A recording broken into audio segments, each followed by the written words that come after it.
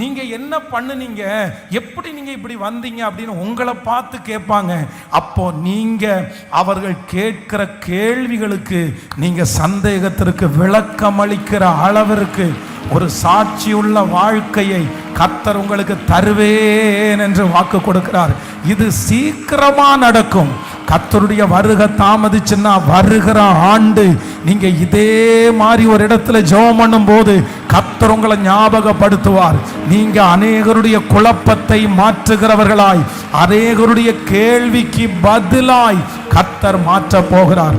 நான் நம்புறேன், எந்த பிள்ளையை குறித்து நீங்க கவலைப்படுறீங்களோ, எந்த பிள்ளை ரொம்ப வருத்தப்படுத்துதோ, அந்த பிள்ளைய ஆண்டவர் ஒரு பெரிய ரதத்தோட சேர்க்க பண்ணி, உங்க மூத்த பிள்ளைய ஒரு ரதத்தோட ஆண்டவர் சேர பண்ணி, ஒரு உயர்ந்த மனிதர்களோட சேர பண்ணி, அந்த பிள்ளைய அநேகருக்கு விளக்கம் கொடுக்கிற பிள்ளையாய் நம்புறவங்க நல்ல கைகளை தட்டி ஆமென், ஆமென், thank you Jesus. என்னை ரதத்தோடு சேர்க்க பண்ணுகிற கர்த்தர்.